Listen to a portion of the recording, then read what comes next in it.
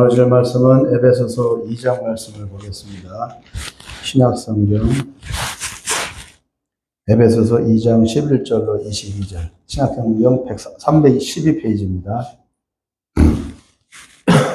신약성경 312페이지 에베소서 2장 11절로 22절까지 말씀을 천천히 같이 합독하겠습니다. 시작. 그러므로 생각하라. 너희는 그때 육체로는 이방인이요 손으로 육체에 행한 할례를 받은 무리라. 칭하는 자들로부터 할례를 받지 않은 무리라. 칭함을 받는 자들이라. 그때 너희는 그리스도 밖에 있었고 이스라엘 나라 밖의 사람이라. 약속의 언약들에 대하여는 외인이요 세상에서 소망이 없고 하나님도 없는 자이더니 이제는 전에 멀리 있던 너희가 그리스도 예수 안에서 그리스도의 피로 가까워졌느니라. 우리의 화평이신지라. 둘로 하나를 만드사 그 중간에 막힌 담을 자기 육체로 하시고 법조문으로 된 계명의 율법을 폐하셨으니 이는 이 둘로 자기 안에서 한 세 사람을 지어 화평하게 하시고 또 십자가로 이 둘을 한 몸으로 하나님과 화목하게 하려 하심이라.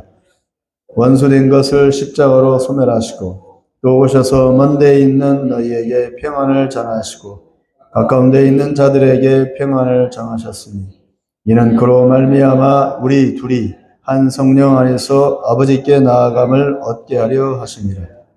그러므로 이제부터 너희는 외인도 아니요 나그네도 아니요 오직 성도들과 동일한 시민이요 하나님의 권속이라. 너희는 성도들과 선자들의 세우심을 입은 자라. 그리스도 예수 안에서 친히 모퉁이 돌이 되셨느니라. 그 안에서 건물받아 서로 연결하여 주 안에서 성전이 되어가고 너희도 성령 안에서 하나님이 거하실 초소가 되기 위하여 그리스도 예수 안에서 함께 지어져 가느니라. 아멘. 여기까지. 11절부터 22절까지 주제는 분명합니다. 그들, 그리고 함께, 너희, 이방인과 유대인을 말하고 있는 겁니다. 본문 그대로. 잠깐 기도하겠습니다. 사랑과 은혜의 하나님 아버지, 온 세상이 하나님을 알지 못하고 다 떠나 있을 때 아브라함을 택하사 그를 통해 하나님의 백성 이스라엘을 만드시고 그들에게 율법을 주시어 하나님을 경배하는 법을 알게 하셨습니다. 온 세상이 하나님을 모를 때 오직 이스라엘만이 하나님을 믿었고 사랑했고 또 경외했습니다. 그러나 실족하고 믿음을 상실한 이스라엘 백성들을 위해 회초리와 선자들을 보내서 혼내기도 하고 또 달래기도 하면서 믿음을 잃지 말라고 했지만 그들은 하나님보다 세상이 더 좋아서 자기들이 보기에 좋은 대로 다 떠나버렸습니다. 이스라엘이 없으면 어떤 나라, 어떤 민족도 하나님을 알지 못하고 하나님께 예배하지 않습니다. 오히려 온갖 잡신과 귀신들에 홀려서 비참한 인생을 운명처럼 살아갑니다. 그래서 하나님은 자기 아들을 이 땅에 보내어서 죄값을 대신 치르게 하셨고 다시 하나님께로 나아올 수 있는 길을 열어주셨습니다. 그러나 이스라엘은 그 아들을 부인하였고 오히려 이방인들이 하나님의 아들 예수 그리스도를 믿고 죄사함 받아 구원에 이르렀습니다. 운명은 이렇게 알 수 없는 지경으로 나아갔고 하나님은 지금도 여전히 돌아오지 않는 이스라엘을 위해 그리고 무지한 이방인들을 위해 눈물 짓고 계십니다. 전능하신 하나님, 그 자비하심으로 우리가 살고 있고 여전히 심판이 유예되고 있습니다. 심판대 앞에서 누구도 죄 없다고 말할 수 있는 이가 없습니다. 오직 그 아들의 피를 믿어야 죄에 따르는 형벌을 면할 수 있습니다. 이제 곧 그날이 다가오고 있습니다. 그 은혜를 주시려고 지금도 여전히 척박한 땅에 씨앗을 뿌리듯 죄 종들을 통해서 예수 십자가 복음을 전하게 하십니다. 이것이 은혜이고 사랑임을 이 시간 고백합니다. 이 시간 유대인과 이방인의 관계에 대해서 잠시 살펴보며 이 시대를 살아가는 그리스도인으로서 어떤 마음가짐과 각오와 결단과 비전을 품어야 하는지를 살펴보려고 하오니 전하는 말씀 가운데 성령님 역사하사 감동과 깨달음과 확신과 또 결단의 은혜를 허락하여 주옵소서. 오직 우리의 구원자 되신 예수님의 이름으로 기도합니다. 아멘. 오늘 본문 말씀은 사도 바울이 에베소에 있는 이방인 그리스도인들에게 보내는 편지 내용입니다. 특히 오늘 본문에서는 유대인과 비유대인을 비교하면서 이방인으로서 하나님을 믿고 경외하는 것이 어떤 축복이고 또 은혜이며 결국 무엇을 소망하고 달려가야 하는지를 설명을 해주고 있습니다.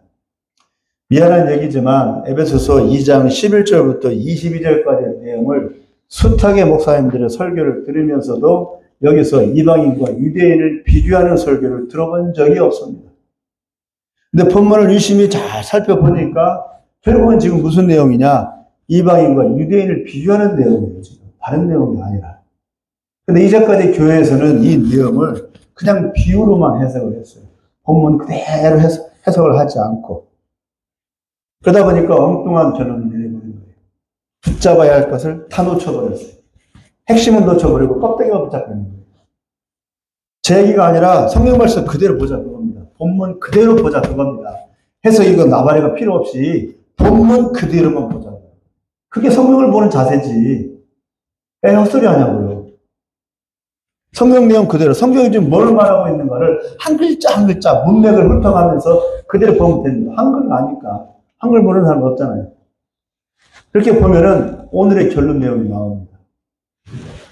바울의 이 말씀은 단지 에베소 교인들에게만 해당되는 말씀이 아니라 지금 시대를 살아가는 우리에게도 똑같이 적용되는 말씀이기 때문에 우리 성경을 보는 거 아닙니까? 성경을 뭐하러 봐요? 그 당시에 토대교 사람들한테 본 체험이라면 필요 없지 성경. 우리한테 똑같이 해당이 되니까 성경을 보는 거죠. 그러니까 에베소 교인들한테 쓴 편지이지만 우리에게도 해당된다 그겁니다. 그런 관점으로 봐야 맞죠. 왜냐하면 바로 우리도 에베소 교인들처럼 유대인이 아닌 우리는 비유대인, 곧 비유대인, 이스라엘 사람이 아닌 사람을 뭐라고 한다고요? 이방인이라고 합니다. 이방인이고 우리는 조상적부터 하나님을 믿은 백성이 아니라 우상을 섬기는 저주받은 백성들이었다가 하나님의 특별한 은혜로 예수 믿고 구원받은 사람들이 되었기 때문입니다. 우리는 지금 예수 믿는다고 교회 안에서 이렇게 하나님을 경외하는 척하고 있지만 사실은 우리의 과거, 우리의 조상들 뭐 믿었어요? 귀신에 홀려서 살았어요. 이제까지. 저주받은 백성이었다 그겁니다. 노골적으로 말하면. 사람들은 말하기를 그냥 예수 믿고 구원받아 하나님 잘 섬기다가 천국 가면 되지 뭐 라고 하지만 사도 바울 당시에 에베소에는 유대인과 이방인이 다 같이 예수를 믿고 있었기 때문에 반이스라엘 풍토가 가득한 그리스 로마 제국 헬라 문명의 영향 하에서 그리고 구원자 예수 그리스도를 십자가에 매달게 한 그 유대인들에 대한 미움과 증오 때문에 초대교회 당시 예수 믿는 유대인들은 차츰 소수가 되어갔고 사라져가게 되었어요. 오히려 이방인들이 더 많이 예수를 믿으면서 둘의 관계가 서먹하고 그리고 조화가 쉽지 않은 그런 때였기 때문에 바울은 유대인과 이방인의 관계를 명확히 해줄 필요가 있었습니다. 처음에 누가 예수를 믿었어요? 김명수 사모님? 처음에 예수를 믿은 처음 교회가 어떤 교회예요? 예루살렘 교회죠. 예루살렘에 세워진 예루살렘 교회. 감독이 누구였어요? 담임 목사님이 야고보였죠. 예루살렘 교회는 주로 누가 주를 이루었어요? 교인들이 누구였어요? 유대인들이었어요.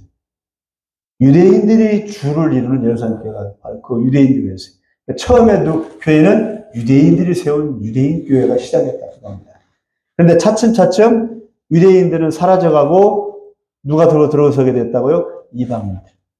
유대인은 차츰차츰 사라져가고 그 당시에 믿었던 사람들 믿고 그 후대가 연결이 안 됐어요. 차츰차츰 유대인들은 자꾸 박해의 대상이 되었어요. 반란을 도모하고 민족 감정을 내세우니까. 그러면서 이방인들로 대체가 된 거예요. 예루살렘 교회가 깨졌죠? 예루살렘 교회는 깨져버리고 다 흩어졌어요. 흩어진 유대인들, 예수를 믿는 유대인들이 흩어져서 각 지역마다 교회 건물이 아닌 가정교회를 세운 거예요. 그 당시에 교회 건물이 없었어요. 이런 교회 건물이 없이 그냥 가정교회, 3, 3, 5 짝을 지어서 모여서 예배를 드렸어요. 그게 교회였어요. 초대교회에서 말하는 교회는 그런 교회예요. 그러면서 유대인들이 흩어지면서 교회를 곳곳에 세웠어요. 모이면서 교회 예배를 드린 거예요. 그때 바울이 가서 그걸 중심으로 해서 교회를 세운 거예요. 자꾸 사람을 붙여가지고. 그러면서 유대인이 시작했지만 차츰 이방인들이 많아지게 된 거예요. 새처럼 세워진 이방인 교회가 안디옥 교회. 유대인이 아닌 비유대인이 세워진 교회, 안디옥 교회가 시작이 된 거예요. 그래서 예루살렘 교회와 안디옥 교회. 두 가지가 딱 성경에 나오는 유명한 교회입니다. 그래서 안디옥 교회를 통해서 이제 각 지역마다 교회가 세워지기 시작한 거예요. 그래서 교회가 세워질 때 주가 누가 있느냐? 이제 이방인들이 주가 되는 거예요. 대신 유대인들은 사라져가고. 그런데 문제는 지금 시대, 2024년, 지금 시대, 예수님 재림이 얼마 남지 않은 다 마지막 때라고 다들, 불신자들도 마지막 때래요. 이 시점에 있어서 누가 드러나고 있어요? 유대인들이 드러나고 있어요. 2000년 동안 유대인들 예수 안 믿었어요. 예수를 이를 가려요. 이슬람보다 유대인들이 예수를 더 싫어해요. 그런데 이 시점에서 유대인들이 차츰 예수님께로 돌아가고 있다는 거예요. 초대교회 때와 지금 때가 맞물려 있는 거예요. 비슷한 형국이 된다 그겁니다. 지금 시대에도 똑같이 이 말씀이 적용이 되는 겁니다. 유대인들에 대한 관심을 가져야 된다 그겁니다. 왜 그러냐? 성경 말씀 그대로예요. 유대인들이 없으면 교회는 반쪽이라고 합니다. 교회는 반쪽이에요. 절대로 예수님 안 와요. 온전하지가 않다 그겁니다. 교회가만 있으면 누가 있어야 돼요? 유대인들이 있어야 된다고. 성경이 말하고 있잖아요. 제 얘기가 아니라. 그런데 지금 2024년 마지막 때의 조짐이 분명해지는 이 시대에 유대민족 이스라엘에 대한 얘기가 무성하며 온 세계가 이스라엘을 욕하고 싫어하고 죽이려 하고 있습니다. 이스라엘은 예수님 재림의 마지막 사인입니다. 1948년 이전까지는 이스라엘이 없었고 유대인들은 온 사방에 흩어져 떠돌이처럼 살았습니다. 2차 대전이 끝나고 한국처럼 1948년 우리는 8월 달에 이스라엘은 1948년 5월 달에 정부가 수립이 되었습니다. 그 나라를 이루었어요. 이때부터 이스라엘은 나라와 국가로서 세계에 공공으로 인정을 되었지만 그 반대로 공공의 적이 되었고 지금에 이르러서는 중동 아랍과 온 나라의 손가락질을 받고 있습니다. 왜 그러는지 이유가 분명치 않지만 유대인들은 여전히 핍박과 증오의 대상입니다. 그러나 예수를 믿는 그리스도인들은 이스라엘을 미워하면 안 됩니다. 그들은 우리 신앙의 뿌리이고 그들의 조상이 우리에게 복음을 전해 주었기 때문에 우리가 하나님을 알고 구원받은 백성으로 살고 있는 것입니다. 우리 조선 땅에 맨 처음 복음을 전하는 사람이 누군지 아세요? 우리 이제까지 한국 배울 때 인터컵에서도 그렇고 토마스 선교사네 누구죠? 두분 선교사님이 예?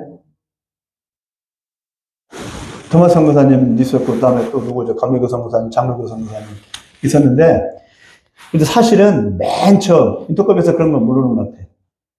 그런데 우리 신학교에서는 배웠어요. 맨 처음 한국의 조선 땅에 복음을 전하는 사람은 유대인이었어요. 그 사람 이름이 귀출라프예요. 그 사람이 철자, 인쇄를 가르쳐주면서 그때 귀출라프가 우리에게 복음을 전해줬어요. 선교사였거든요. 토마스 선교사 이전에. 결국 우리가 복음화된 이 기초도 뿌리도 결국은 유대인이 우리에게 복음을 전해준 거예요. 초대교회도 마찬가지고 세계교회도 마찬가지고. 초대교회와 똑같이 이 마지막 시대에도 유대인에 대한 관심과 반응이 세상의 가장 큰 지금 주제가 되었어요. 유대인의 관심. 우리 예수 믿는 이들과 그들 유대인들과의 관계 설정이 지금 매우 중요한 시점에 이르게 되었습니다. 인터컵도 최발 선교사님도 열방 하다가 지금은 이스라엘 얘기를 하기 시작했어요. 결국 이스라엘이 돌아와야 돼요. 열방이 돌아오는 것이 아니라. 민족적으로 정치적으로 저 멀리 떨어져 있기 때문에 우리와는 아무 상관이 없어 보이나 오늘 본문에도 나와 있듯이 유대인과 그리스도인은 같은 운명체입니다. 같은 하나님의 백성이고 같은 아브라함의 육적, 영적 자손들이기 때문입니다. 그런 점에서 나몰라라 할 수 없는 매우 다급하고 중요한 문제임을 깨닫고 그들에 대한 마음을 잘 정리정돈할 수 있기를 바랍니다. 보면 11절을 읽어보겠습니다. 시작. 그러므로 생각하라. 너희는 그때에 육체로는 이방인이요 손으로 육체 행한 할례를 받은 무리라 칭하는 자들로부터 할례를 받지 않은 무리라 칭함을 받는 자들. 할례를 받은 민족인 유대인들. 그리고 우리 할례를 받지 못한 이방인들. 그러니까 유대인들로부터 우리가 엄청나게 멸시를 받았다 그겁니다. 할례도 못 받은 민족. 저주받은 족속이라 그 얘기죠. 하나님과 아무 상관이 없는 족속. 그런 족속이었다가 우리가 예수를 믿어도 하나님을 경외하는 민족이 되었다 그겁니다. 우리의 과거를 우리가 올챙이적으로 생각해보라 그겁니다. 너희가 지금 그리스도인이라고 뭐 할례를 하고 있는데 너희가 올챙이적으로 생각해봐라 그겁니다. 할례 받지 않은 이방인이고 이라고 에베소 교인들을 평가하고 있습니다. 12절에서는 뭐라고 말합니까? 외인이랍니다. 외인. 밖에 사람, 상관없는 사람이란 뜻입니다. 하나님의 약속과 아무 관계가 없는 한마디로 저주받고 버림받고 잊혀진 존재들이었다는 뜻입니다. 그만큼 비참한 처지에 있던 사람들이었는데 13절에 보면 예수를 믿고 나서 예수의 피가 너희 죄를 씻어 하나님과 가까워졌고 하나님의 약속의 상속자들이 되었다고 말합니다. 처음부터가 아니라 예수의 피를 믿고 그러므로 예수 안 믿는 것이 얼마나 비참한 처지인지를 사람들은 모릅니다. 돈 좀 있고 조금 사회에서 좀 행세 좀 한다 하면은 예수 믿는 걸 가짜게 해야 된다 그럽니다. 예수 믿는 것을 종교 생활하는 것쯤으로 여기지만 예수를 믿고 안 믿고는 하나님과 상관이 있느냐 없느냐 관계가 있느냐 없느냐의 문제이고 천국이냐 지옥이냐의 문제이고 하나님의 관심을 받고 있느냐 또 잊혀진 존재이냐의 문제입니다. 저주냐 축복이냐의 문제라 그겁니다. 예수를 믿고 안 믿고. 부모에게 버림받은 고아들이 얼마나 불쌍합니까? 예수 안 믿으면 하나님께로부터 버림받은 존재가 되는 겁니다. 이보다 슬프고 불행한 일은 없습니다. 바꿔 말하면 에베소 교인들아 너희가 지옥으로 빠져들 저주받고 비참한 처지였다가 예수를 믿어서 새로운 축복의 인생을 살게 되었다. 그러니 너희는 땡 잡은 것이고 로또에 당첨된 것보다 더한 것이다. 라고 바울은 말하면서 그 모든 게 예수님이 자기 몸을 희생했기 때문이라고 설명을 해줍니다. 13절을 읽어보겠습니다. 시작. 이제는 전에 멀리 있던 너희가 그리스도 예수 안에서 그리스도의 피로 가까워졌느니라. 그 사람들 또 로또가 뭐라고요? 예수 믿은 거. 로또가. 멀리 있던 너희라고 말합니다. 12절에 이스라엘 나라 밖의 사람이라고 했으니 곧 이스라엘과 멀리 떨어져 있는 너희라는 의미입니다. 멀리 떨어져 있다. 누구로부터? 이스라엘로부터. 그러면서 바울은 15절에 이렇게 말합니다. 15절이요. 시작. 법조문으로 된 계명의 율법을 폐하였으니 이는 이 둘로 자기 안에서 한 새 사람을 지어 화평하게 하시고. 이 둘이 누굽니까? 이 둘이 누구예요? 이 내용을 쭉 읽어보면 나와요. 이 둘이 누구예요? 유대인과 이방인. 본문 내용이 그래요. 유대인, 이방인. 대신 예수를 믿는 유대인, 이방인. 예수님이 십자가의 제물이 되신 것은 우리의 죄를 대신 갚아주신 것이고 그것은 너는 죄인이야 라고 정죄하는 율법을 한쪽으로 이렇게 치우고 죄값을 치르기 위해 피 흘리는 어린 양 대신 자기 자신을 통해서 율법의 정죄보다 우리 모두를 구원코자 하시는 하나님의 사랑이 더 우선으로 드러났다고 지금 말하고 있는 겁니다. 본문 내용을 보면 15절에 뭐라고 나옵니까? 율법을 폐하였다고 이렇게 한국어로 된 성경으로 말을 하고 있어요. 잘못된 번역이에요. 보험서에는 율법을 폐하러 오신 적이 없다고 했으면 분명히 말을 했어요. 여기 다시 율법 폐한다고. 그러니까 폐했다는 말을 쓰면 안 되죠. 말을 잘못 사용했어요. 그러니까 한국어 성경이 완전히 불완전해요. 영어로는 다르게 되어 있어요. 예수님은 율법을 폐하러 오시지 않고 완성하러 오셨다고 했으니 이 번역은 잘못된 겁니다. 영어로는 set aside라고 되어 있어요. set aside. 뜻은 뭐냐? 한쪽을 잠깐 치워놓는다. 그런 뜻입니다. 폐하였다가 아니고, 문을 닫았다가 아니고, 한쪽으로 약간 비껴놨다. 그겁니다. 왜? 더 우선적인 것이 있으니까. 그게 뭐예요? 하나님의 사랑이 우선이니까. 근데 폐하였다고 이렇게 번역을 해버렸어요. 잘못된 번역이에요. 즉, 예수님은 우리의 죄를 용서해 주실 뿐만 아니라, 율법을 가지고 자만하는 유대인과 모세 율법에 따르면 천번만번 죽어 마땅한 우리 이방인들을 다 하나로 용서하시고 위헌 없이 모두 하나님의 백성과 자녀로 같이 부르시고 같이 구원코자 하셨다고 말합니다. 우리만 구원받은 게 아니고 유대인들은 버리고 흩어졌으니까 또 아니고 같이 불을 부르시고 같이 구원하려고 하셨다고. 2000년 동안 유대인들이 이제 예루살렘 교회가 깨지고 흩어지고 로마에 의해서 로마 티토 장군에 의해서 예루살렘이 폭삭망해버렸어요. 잿더미가 돼버렸어요. 이스라엘 없어졌어요. 2000년 전에 티토 장군에 AD 70년에 이스라엘 없어요. 나라 자체가 없어졌어요. 민족은 다 흩어졌어요. 온 사방이 다 흩어졌어요. 심지어는 아프리카까지 가고 중국까지 갔어요. 흩어지면서. 민족은 살아있지만 나라는 없어졌어요. 그동안에 무슨 일이 벌어진 줄 아세요?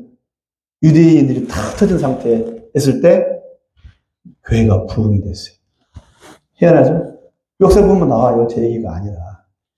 교회가 부흥이 되기 시작했어요. 누구 어떤 교회? 이방인 교회가 부흥이 된 거예요. 유대인들이 개고생을 할 때, 핍박받으며 어려움 당할 때 하나님께서는 이방인 교회를 계속 키운 거예요. 계속 키웠어요. 2024년. 지금에 이르렀어요. 이방인 교회 컸어요. 이방인 교회들이 부흥이 지나갔어요. 미국 교회가 이제 쇠퇴기예요. 영국 교회는 없어졌어요. 유럽 교회 망했어요. 한국 교회도 쇠퇴기예요. 남미 교회 세속화돼가고, 아프리카 교회도 세속화돼가고, 중앙아시아 이제 무슬림 지역으로 많이 교회가 복음이 전해지지만 여전히 부흥은 아니에요. 인터넷에서 부흥이라고 떠들지만 사실 까보면 부흥은 아니에요. 몇 사람이 지금 구원받는 정도밖에 안 해요. 이제는 뭐가 와야 되는 거예요? 유대인들이 다시 돌아와. 유대인들이 다시 돌아와. 2000년 동안 이방인들을 구원시켰다가 준비가 되니까 하나님께서 다시 유대인들을 구원시키려고 준비시키고 있는 거예요. 왜요? 성경 말씀 그래요. 유대인과 이방인을 같이 구원하고 같이 부르셔서 같이 준비해서 예수님 재림을 준비해서 하나님 나라를 하나님 계획이 그겁니다. 우리는 교회가 최고인 줄 알았죠. 우리 이방인 교회가 최고인 줄 알았어요. 이게 전부인 줄 알았어요. 성경을 눈 씻고 다시 보라고. 성경에 다 나와 있는 내용인데 가려져가지고 성경을 보면서도 엉뚱하게 해석을 해요. 2절 마지막 때 이제 드러나기 시작하는 겁니다. 이스라엘이 드러나고 유대인이 드러나고 감춰있던 부분들이 드러나는 겁니다. 글자가 있는데도 글자를 못 봐. 그건 희한한 일이지. 18절을 읽어보겠습니다. 시작. 이는 그로 말미암아 우리 둘이 한 성령 안에서 아버지께 나아감을 얻게 하려 하십니다. 우리 둘이 누구예요? 유대인하고 이방인이에요. 문맥상 보면 그렇다. 꿈에는 지어낸 얘기가 아니잖아요. 성경 그대로 보자고요. 성경 그대로. 가감하지 말고. 우리 둘, 즉 유대인과 이방인 모두 한 성령 안에서 같은 아버지 하나님께 나아가게 하려고 예수님이 십자가에 달렸다고 말하고 있는 겁니다. 그러므로 예수님의 십자가 구원은 모든 믿는 자의 구원이지만 더 구체적으로는 유대인과 이방인을 하나로 꺾어주려고 하시는 하나님의 특별한 계획인 겁니다. 20절에 보면 사도들과 선자들의 터 위에서 이방인들이 세우심을 받았다고 하면서 예수님이 모퉁이 돌이 되었다고 하였습니다. 사도들 누구예요? 이방인의 유대인들이에요. 사도들. 베드로, 요한, 야고보, 심지어는 가룟 유다까지, 마태, 마가, 누가. 사도들. 누구예요? 유대인들이. 선자들 누굴 말하는 거예요? 구약에 나와 있는 엘리야, 또 예레미야, 에스겔, 선자들. 누구예요? 유대인. 그리고 모퉁이 돌이 된 예수님. 누구예요? 유대인의 피를 갖고 왔어요. 그 사이에 누가 있어요? 이방인들이 구원받는 겁니다. 사도들을 통해서, 선자를 통해서, 모퉁이 돌을 통해서 우리 이방인들이 구원받는 겁니다. 이게 바울의 얘기잖아요. 제 얘기가 아니잖아요. 본문 내용들 그대로 말하고 있는 겁니다. 이걸 우리가 까먹은 거예요. 유대인을 통해서 우리가 구원받았구나. 그러니까 유대인을 제껴놓은 거예요. 사도들과 선자들은 모두 유대인들입니다. 유대인들에 의해서 우리 이방인들이 구원받은 겁니다. 예수님 역시 유대인의 모습으로 이 땅에 왔습니다. 사도 바울 역시 유대인입니다. 결국은 복음은 유대인들에 의해서 전파되었고 최초의 교회는 유대인 교회가 시작입니다. 예루살렘 교회. 결국 우리는 예수 믿으면서 뿌리를 잊어버린 채 한국이라는 전통과 민족의식에 제한되어서 신앙생활을 해온 것입니다. 또 미국 교회는 미국이라고 하는 민족의식에, 또 미국이라고 하는 전통에 사로잡혀서, 영국은 영국이라고 하는 전통에 사로잡혀서, 근데 다 잊어버렸어요. 유대인의 뿌리를 잊어버렸어요. 그 히브리적 기초를 놓쳐버린 채 이렇게 교회가 이제까지 2000년 기독교 역사를 진행해 왔다 그겁니다. 그런데 이제 와서 그걸 깨닫고 있는 거예요. 이제 와서 다시 이스라엘, 이제 와서 히브리적 사고방식을 다시 회복하고 있는 거예요. 그런 운동이 지금 벌어지고 있어요. 그걸 제가 지금 소개하고 있는 겁니다. 제 얘기가 아니라. 우리 신앙의 뿌리가 유대인, 이스라엘이라는 사실을 마음으로 잊고 지내온 것입니다. 22절에 보면 그러므로 예수 안에서 함께 지어져 간다고 하였습니다. 이방에만 지어져 가는 게 아니고 유대인도 같이, 그리고 유대인만도 아니고 이방인도 같이, 즉 유대인과 이방인이 같이 하나님의 백성으로 지어져 간다고 말합니다. 어머니, 이승만 대통령 아시죠? 이승만 대통령. 박정희 대통령 전에 이승만 대통령. 이승만 대통령 부인이 어느 나라 사람인 줄 아세요? 이승만 대통령 부인, 영부인이죠. 한국 사람 아니에요. 한국 사람인 줄 알았죠? 한국 사람 아니에요. 박정희 대통령 부인은 누구예요? 유경수 여사잖아요. 한국 사람이잖아요. 옥천 사람이잖아요. 그런데 이승만 대통령 부인은 한국 사람이 아니에요. 어느 사람이에요? 이승만 대통령이 미국에서 유학했으니까 그럼 미국 사람이겠네? 미국 사람 맞아요. 근데 원래는 어디 사람이에요? 유대인. 이스라엘 사람. 프란체스코 여사. 네. 유대계 미국인. 우리나라 그렇게 시작했어요. 이스라엘도 1948년도에 이미 정부를 수립했고, 우리나라도 1948년 때 정부를 수립했고, 성향도 유대인이나 한국 사람이나 비슷해요. 똘똘하고, 다혈질이고, 급하고, 악착 같고, 한번 물면 안 놓고, 물귀신 같고, 비슷해요. 부지런하고. 이스라엘은 엄청 부지런해요. 어마어마하게 부지런해요. 가만히 있지가 않아요. 빽빽빽빽빽 그래요. 거기도 되게 빨라요. 빽빽거려요. 그 발발이 있어요. 빽빽거려요. 네. 비슷해요, 유대인하고요. 그래서 어떤 사람은 한국이 제2의 유대인이라고 이렇게 말하는 목사님들이 많아요. 목사님들이 그런 얘기를 해요. 제2의 유대인. 그러니까 할 일이 많다고. 이스라엘 사람 누가 끼었냐고. 한국 사람 끼워야 된다고. 기질이 비슷합니다. 한국 지금 이스라엘 어느 나라 선교사가 제일 많아요? 한국 선교사가 제일 많아요. 지금 이스라엘 땅에. 미국 선교사가 아니라 한국 선교사들의 이스라엘에 발을 박아야 지금 발을.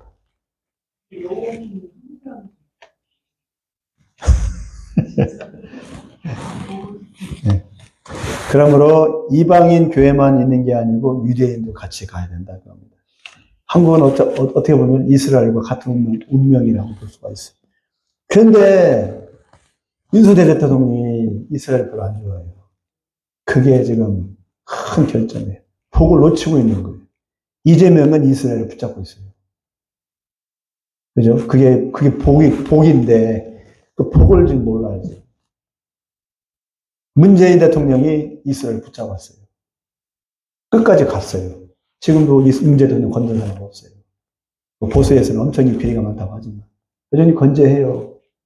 박정희 대통령은 처음에 이스라엘을 붙잡았어요. 이스라엘을 왔어요. 돈을 빌리려니까, 아랍한테. 기름 때문에. 결국은 박정희 대통령 시해당했어요. 박근혜 대통령도 처음에는 이스라엘 좋아했어요. 그러다가 이란으로 가서 돈 빌리러 갔어요. 히잡 뒤집어 쓰고. 결국은 퇴출당했어요. 결론이 그렇다 그겁니다. 이스라엘 붙잡느냐, 이스라엘을 놓느냐. 그 차이가 결국은 이렇게 되거든요. 아시아에서 제일 잘하는 나라 어느 나라인지 아세요? 아시아에서? 권사님 아세요? 싱가포르. 싱가포르이 이스라엘을 붙잡고 있어요. 이스라엘과 엄청 친합니다. 대통령이 나서서. 그걸 몰라요, 사람은. 일본 교회가 소수예요. 소수지만 일본 교회가 상당히 강합니다. 소수지만. 일본 교회는 처음 시작 때부터 이스라엘을 품고 시작했어요. 지금도 이스라엘 교회는 계획에 가보셔요. 다 이스라엘을 알아요. 이스라엘과 친해요. 목사님들 다. 한국은 이제 시작했어요. 이제 이스라엘의 눈을 뜨기 시작했어요. 한국 교회가. 이제 희망이 보이는 겁니다. 그동안에는 몰랐어요. 이스라엘 모르고 왔다가 부흥했는데 엉뚱해가. 다시 부흥이 쇠퇴된 거예요. 다시 한국 목사님들이 이스라엘 눈을 뜨고 있어요. 한국 교회가. 저도 그렇고. 다시 한국이 부흥하려고 하는 조짐이 보이는 거죠. 우리 정부도 이스라엘과 다시 친교를 시작해요. 그럼 살아날 수 있어요. 왜 그러냐? 성경 말씀 그대로 들렸잖아요. 이스라엘을 축복하는 자를 내가 축복하고 이스라엘을 저주하는 자를 내가 저주하고. 하나님은 그랬어요. 하나님. 제 얘기가 아니라. 하나님 약속이에요. 우리가 이 사실을 분명히 붙잡아야 합니다. 사람들은 온 열방의 이방인들에게 복음이 전해지면 예수님이 오신다고 떠들어댑니다. 그런 얘기가 성경이 없어요. 미안한 얘기지만. 그러나 성경에는 이방인의 수가, 온 열방의 복음이 증거되면, 이방인의 수가 차면 예수님 오시는 게 아니고 이스라엘이 회심한다고 했어요. 그리고 이스라엘이 회심을 해야 예수님이 오신다고 성경에 나와요. 잘못하는 거죠. 너무 물살세가 하다 보니까. 그러므로 세상의 종말, 예수님의 재림의 가장 중요한 사인은 이스라엘입니다. 지금 하마스에 의해서 이스라엘이 큰 타격을 받고 수천 명의 국민들이 발가 벗겨진 듯이 수치와 죽임을 당해서 그것에 대한 보복과 인질 구출을 위해 반격전쟁을 벌인 지가 지금 200여일이 지났는데, 문제는 당한 것은 이스라엘인데 세상 사람들은 하마스를 욕하는 게 아니고 이스라엘을 욕해. 지금 미국 콜롬비아 대학에서는 데모가 일어났어요. 왜 데모가 일어났느냐? 이스라엘 전쟁 그만해라. 이스라엘을 없애라. 이스라엘 망해라. 이스라엘 망해라. 그래요. 구호가 그래요. 이스라엘 망해라. 구호가. 희한하죠? 오히려 하마스 망해라 가야 되는데 이스라엘 망하래. 웃기는 일이에요. 근데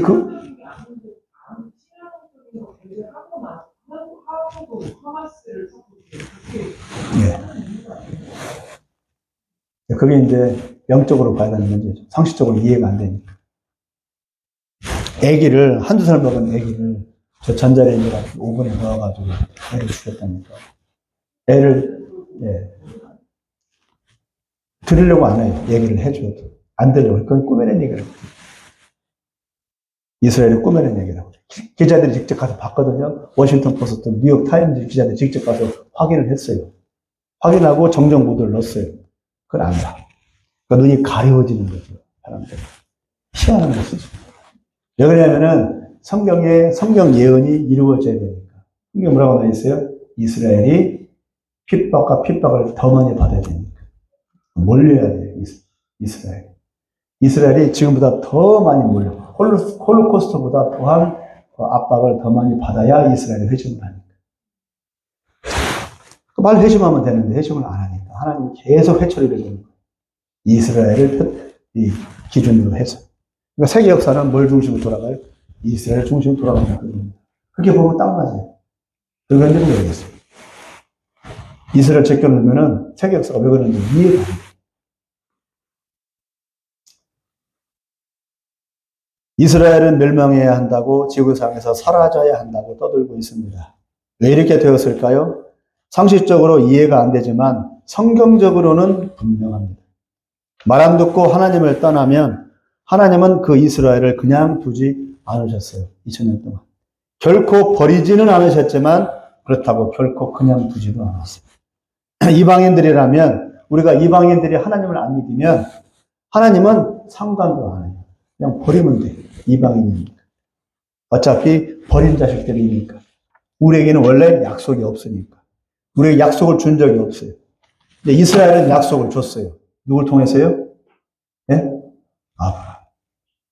그 아브라함의 약속이 성경 전체의 흐름이 시작입니다. 그게 중요한 거예요. 아브라함의 약속 때문에 지금 이스라엘이 존재하는 거예요. 그러나 이스라엘은 버린 적이 없기 때문에 두들겨 패서라도 고치십니다. 이스라엘은 예수를 부인하고 저주합니다. 이슬람보다 더 극렬히 예수를 싫어합니다. 그래서 이스라엘 가서 전도하기가 더 어려워요. 터키보다, 이슬람, 아랍보다 더 어려워요. 이스라엘 사람들은 초대도 하지도 않아요. 차도 안 내줘요. 그냥 쌩까요. 눈도 안 마주쳐요. 말도 안 섞어요. 더 어려워요. 자기들 민족에서 나온 메시아를 저주하는 이유는 율법과 전통의 눈이 가리워져 있기 때문이고 하나님을 향해 문을 열고 있지 않기 때문입니다. 성경은 유대인과 그리스도인이 함께 지어져 간다고 말씀하는데 여전히 유대인들은 예수님을 싫어하고 있습니다. 그래서 이렇게 터지고 있는 겁니다. 비상식적으로. 그들이 하마스의 침략과 온 세상의 지탄을 받고 있는 이유는 어떤 특별한 잘못을 했기 때문이 아니라 하나님의 아들을 거부하고 있기 때문입니다. 그럼에도 유대인들은 자신들이 이유 없이 고난을 받고 있다고 자기 연민에 빠져 착각을 하고 있습니다.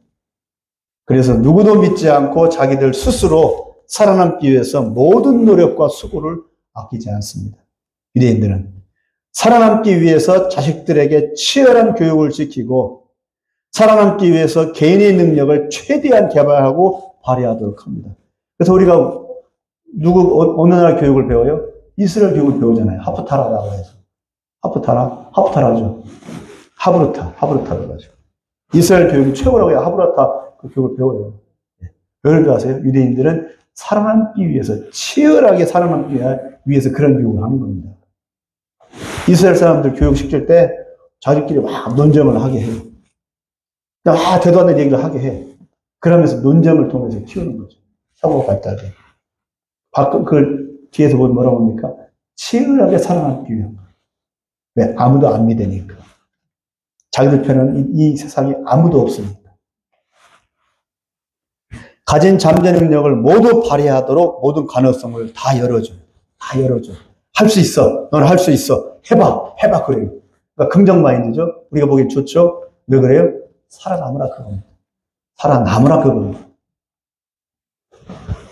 하지 말라가 아니고 무엇이든 해보라고 권장을 합니다. 이렇게 지나다 보면은 우리나라 휴게소 지나다 보면은 외국인인데 도시락을 까먹고 있어요. 도시락을 싸워가지고 벤치에 앉아서 외국인인데 멀쩡한 외국인인데 사 먹는 게 아니고 도시락을 까먹고 있어. 깔짝깔짝거리면서. 그럼 누구예요? 그럼 유대인이에요. 그 사람 그렇게 살아요. 절대 허튼 돈을 안 써요. 관광도 안 해요. 돈을 최대한 아껴서 그렇게 생활해요. 도시락 까먹고 있다니까요. 한국 사람도 도시락을 안 먹고 외국인이 한국 땅에 와가지고 휴게소에서 도시락을 까먹어요. 예. 유대인은 그래요.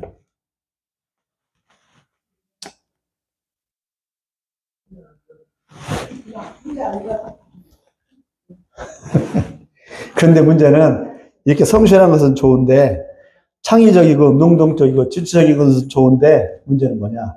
독선적. 자기들만 알아. 남 말은 안 들어. 모든 문제 있으면 도와주세요가 없어요. 자기들 스스로 헤쳐가. 누구 말을 안 들어. 누구 도움이 필요하죠. 이스라엘을 보세요. 미국이 안 도와주잖아요? 그럼 이스라엘 자기들끼리 알아. 이란 침략이 필요합니다. 미국 도움 없어도. 우리나라 미국 없으면 죽잖아요. 우리 주한미군, 미군 없으면 죽어요. 이스라엘은 미군 없어도 그 사람도 자기들이 알아서 죽어도 그냥 해요. 예, 이게 독선적인 인간들이 되고 있어요. 그래서 이스라엘 사람들이 개인적으로 인간성이 제일 더러워요. 아랍 사람들은 가면은 어서 오세요. 차 한잔 마무세요. 밥도 챙겨주고 잠도 재워주지. 아랍 사람. 이스라엘 가면은 잠자는 것을 기대하지 마세요. 집에 들어가서 식사 대접 받는 거 기대하지 마세요. 없어요. 영안에서는 대접 안 해요. 잠도 귀여워요. 그러니까 그만큼 냉랭해요. 유대인들. 자기들만 안 해요. 자기들 좀 떨떠먹지. 안 좋은 점이에요. 그게. 좋은 점도 있고 안 좋은 점. 왜 그래요? 아무도 안 믿어요. 자기들을 도와준 민족이 없으니까. 지금 똑같아요. 옛날에 지금 똑같아요. 그러니까 하나님도 안 믿어요. 하나님 우리 도와준 적이 없다. 하나님은 우리를 죽도록 고생만 시켰다. 지금 이스라엘의 절반은 무신론자예요. 신은 없다. 난 나를 믿는다. 그래요. 제가 이스라엘 갈 때 비행기 내 옆좌석에 위에 앉아있어. 저거 한 살만 형이더라고. 얘기하니까, 보니까 자기는 신은 안 믿는데. 예수는 고사하고 신 자체를 안 믿는데. 태양광 사업하고 있더라고요. 그렇습니다. 그런 상태이니 저렇게 두들겨 맞는 겁니다. 그럼 저들 누가 깨우느냐? 누가 깨워요? 우리 한국 민족이 깨워야 됩니다. 우리밖에 없습니다. 가장 잘난 민족이 되었지만 세계에서 최고 부자가 누구예요? 유대인. 예. 빌 게이츠 유대인, 조지 소로스 유대인, 페이스북 사장 마크 저커버가 유대인, 그다음에 로스차일드 유대인, 록펠러 유대인. 그렇죠. 예. IQ는 안 높대요. IQ 우리나라가 제일 높대요. 그런데 치열하게 지독하게 하니까 그렇게 우수하게 되는 거예요. 공부도 치열하게 한대요. 우리는 대학 가면 목고 대학생이잖아요. 유대인들은 하면. 그때부터 시작. 결국은 가장 인정머리 없고 가장 독선적인 비타협의 민족이 되어버렸습니다. 그래서 모든 민족의 시기와 경계와 미움을 받게 됩니다. 밉상이 되는 한마디로 밉상이에요. 밉상. 어디 가든 밉상. 그들에게는 친구가 없습니다. 어느 민족도 유대인의 친구가 되지 않습니다. 초대교회 때에는 로마 제국이 밉상이니까 로마 제국이 세계를 제패할 때 시대였기 때문에 로마는 그 밉상인 이스라엘을 아예 없애버렸어요. 그리스 철학과 사상과 종교를 그대로 이어받아서 로마가 서양 문명의 시발점을 이루었어요. 철저한 인본주의 문명이었어요. 로마는. 이스라엘은 인본주의가 아니라 뭐예요?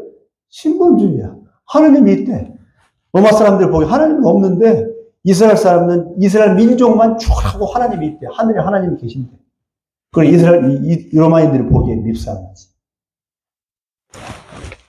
이스라엘의 히브리 문화는 철저히 신본주의인 여호와 하나님 중심이었기 때문에 식민지였던 이스라엘은 철저히 무시당하고 짓밟힐 수밖에 없었죠.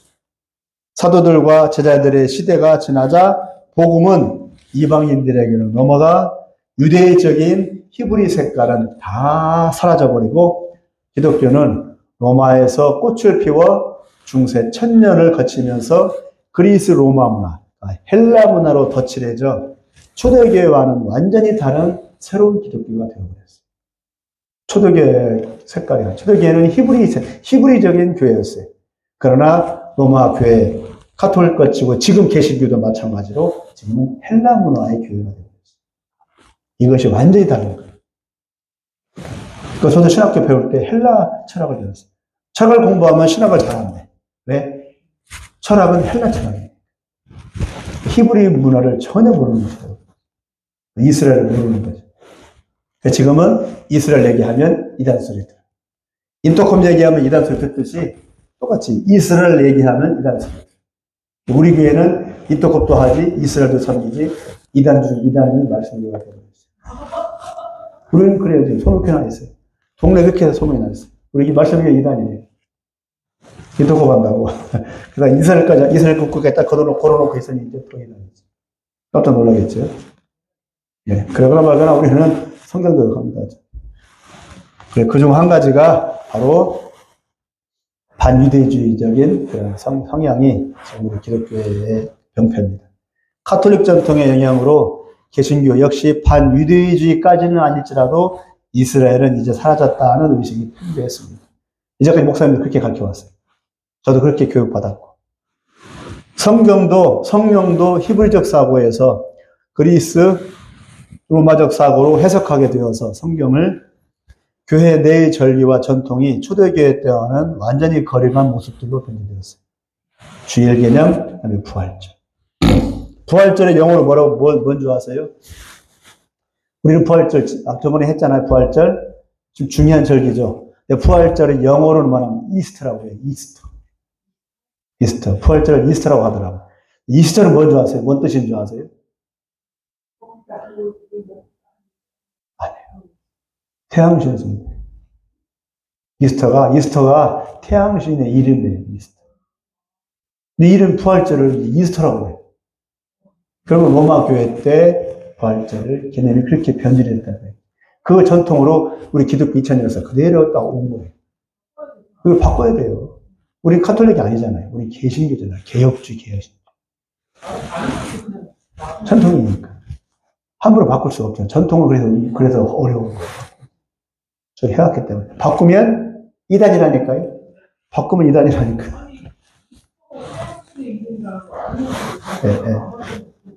네. 영어로는 안 쓰고 이제 부활절이라고 하니까. 부활절 좋잖아요. 부활절 얼마나 좋아요.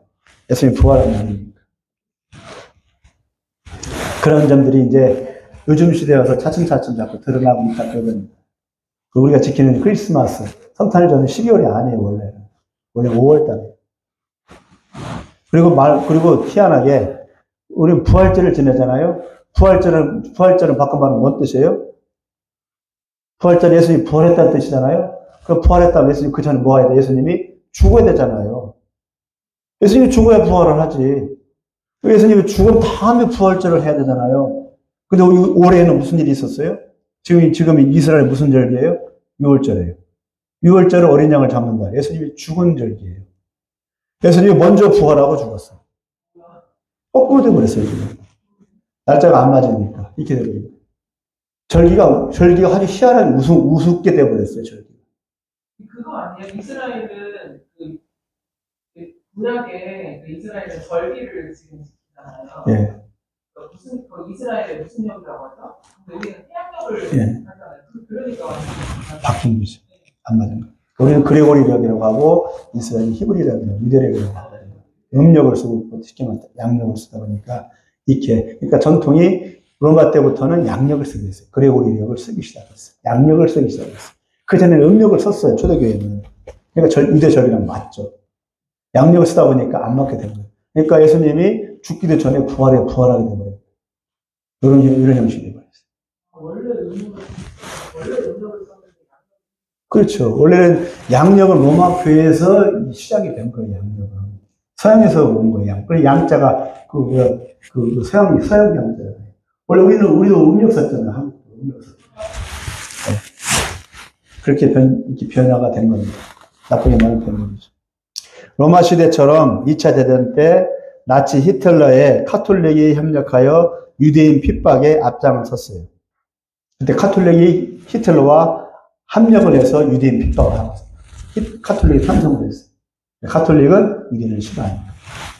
그러나 오늘 본문에 나와 있듯이 초대교회 때 교회 역사의 시작점에서 사도 중의 사도인 바울은 유대인과 이방인의 그리스도 안에서의 연합을 강조하고 있습니다. 그리고 이방인 그리스도인들의 신앙의 뿌리가 어디에 있다고요? 유대 전통에 있음을 말하고 있습니다. 개신교는 초대교회를 개성합니다. 우리 개신교는 로마 카톨릭과는 상관이 없어요. 근데 완전히 벗어나지 못했어요. 신학적으로 보면 여러 가지 부분들이 아주 그대로 답습을 합니다. 이런 부분들이 우리 개신교가 다시 기억을 해야 됩니다. 구교인 카톨릭의 그리스 로마 전통을 철저히 배격을 해야 하며 초대교회의 히브리적 전통을 회복하고 분명히 인식을 해야 합니다.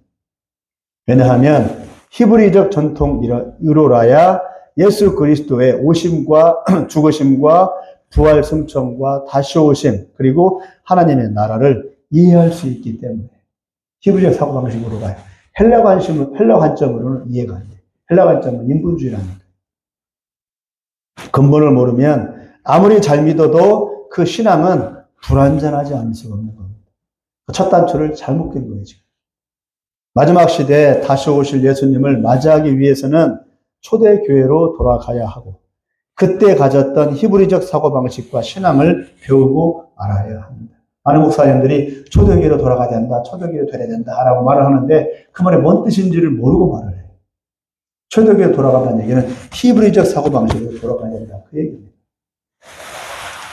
유대인과 이방인의 사고방식과 사고방식과 생활방식은 완전히 달라요. 유대인과 이방인. 유대적 배경 지식 없이 성경과 하나님을 이해한다는 것은 불가능합니다. 무조건 믿어라가 아니고 알면서 믿고 믿는 만큼 실천해야 합니다. 우리는 예수를 믿어도 행함으로까지 다시 또 교육을 받아야 돼요. 근데 유대인들은 한번 믿으면 그대로 가요. 실천해요. 그게 유대적인 히브리적 사고방식이에요. 안다는 것은 행하는 거예요. 히브리적 사고방식은.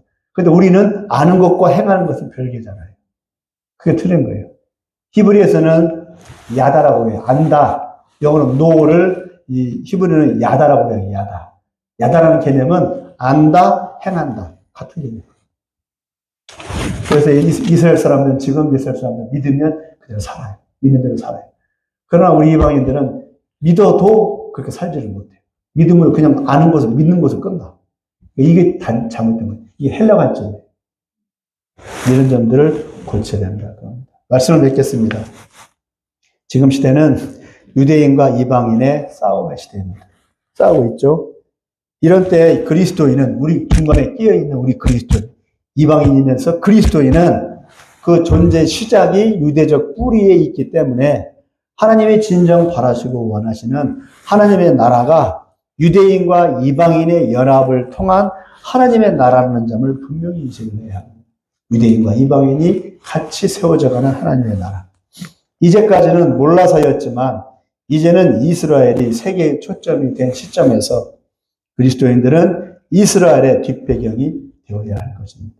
지금도 많은 나라들이 이스라엘 욕할 때 오직 누구만 지금 이스라엘 편 들고 있어요? 그리스도인들만, 교회만 지금 이스라엘 편을 들고 있어요. 그나마. 그래서 지금 이스라엘 사람들이 교회를 많이 좋아하게 됐어요. 그 전에는 원수였는데 지금은 예수를 믿는 지금 이 이스라엘 사람들은 교회를 많이 좋아하게 됐어요. 그래서 인도컵에서 이스라엘로 파송한 선교사님이 있어요. 류 예호수아 선교사님. 그분이 원래 카자흐스탄 선교사님이었다가 카자흐스탄에는 러시아어를 쓰잖아요. 그러니까 이스라엘로 이제 재파송, 카자흐스탄 추방당해가지고 이스라엘 파송을 했어요. 근데 류 예호수 선교사님이 카자흐스탄에 있다 보니까 러시아를 할 줄 알아요. 이스라엘에 누가 있냐면 이스라엘에서 도망 나온 200만 명의 러시아계 유대인이 있어요. 러시아말을 쓰잖아요. 그 사람들은 히브리 말을 몰라요. 러시아에 살다 왔기 때문에. 그 사람들을 대상으로 이 류 예호수 선교사님이 가서 러시아 말로 복음을 전하게 됩니다. 지금은 인터컵을 나왔어요. 인터컵에서는 이스라엘에 대해서 심각하게 비중을 안 두니까 나왔습니다. 그래서 어쨌거나 이스라엘 선교사를 이렇게 사용을 하고 있어요. 많은 분들이. 이제는 이스라엘이 세계의 초점이 된 시점에서 그리스도인들은 이스라엘 뒷배경이 되어야 하고 이스라엘 선교의 직무리가 앞장을 서야 할 때에 이르렀습니다. 가톨릭은 교회가 하나의 기관이지만 개신교회에서는 기관 없어요. 공동체입니다. 그 교회는 공동체. 근데 가톨릭에서는 교회는 기관이 되어 있어요. 기관화 되어 있어요. 기관이라는 말은 시스템화되어서 기관을 위해서 개인이 소속되고 일부분이 되어야 한다는 것이고, 공동체라는 말은 각 개개인의 존재, 의미가 전제되어야 공동, 무리가 가능하다는 뜻이므로 개인의 권리와 존재성을 가장 우선시하는 게 공동체입니다. 기관화와 차이점이죠. 히브리적 사고방식은 전체를 위해 개인을 희생하는 게 아니고, 기관을 위해서 개인이 희생하는 게 아니고, 개인을 위해서 전체가 양보하고, 개인 중심이에요. 히브리적 사고방식. 헬라 관점은 전체를 위해서 개인을 희생시키는 거예요. 그러나 히브리적 사고방식은 개인을 위해서 전체가 희생을 했어요. 지극히 인격적이고 구체적입니다. 현대 교회에서 잊혀진 이스라엘을 다시 찾아야 하고 교회는 이스라엘과 함께 가야 하고 히브리적 사고방식으로 바뀌어야 합니다. 그래야 기관이 아닌 카톨릭처럼 기관화되지 않고 공동체성을 그대로 유지해 나갈 수가 있어요. 교회가. 지금 교회가 자꾸 기관이 되어가고 있잖아요. 기관화되어가고 있잖아요. 시스템화되어가고 있잖아요. 장로교 중에서 통합교단은 기관화되었어요. 위에서부터 명령하면 그대로 들어요. 카톨릭처럼 똑같아요. 마지막 날 예수님은 그리스도를 믿는 이방인과 유대인들을 함께 부르사 마지막 구원을 이룰 것입니다. 그래서 하나님께서 많은 선교사들을 지금 이스라엘로 보내고 있어요. 열방과 이스라엘을 품고 끝날을 바라보며 달려가는 우리의 신앙 여정이 되기를 간절히 기원합니다. 기도하겠습니다. 자비로우신 하나님 아버지, 오늘은 에베소서 말씀을 통해서 사도 바울이 유대인과 이방인을 비교하면서 결코 이방인 혼자서 갈 수 없고 유대인 혼자서 갈 수 없고 유대인과 이방인이 같이 연합을 이루어서 교회를 이루어 하나님의 나라를 이루어간다라고 말씀하고 있습니다. 이 마지막 시대에 이스라엘이 핍박받고 있는 모습을 봅니다. 세계 역사가 이스라엘 중심으로 해서 일어나고 있습니다. 1차 대전, 2차 대전도 결국 유대인들 때문에 벌어진 전쟁이었습니다. 한 3차 대전 또한 유대인에 의해서 시발점이 될 것입니다. 그럼 우리가 유대인들, 이스라엘을 모른 채 할 수 없고 무시할 수가 없습니다. 우리 그리스도인들이 유대인과 함께 마지막 하나님의 나라를 준비해 나가는 귀한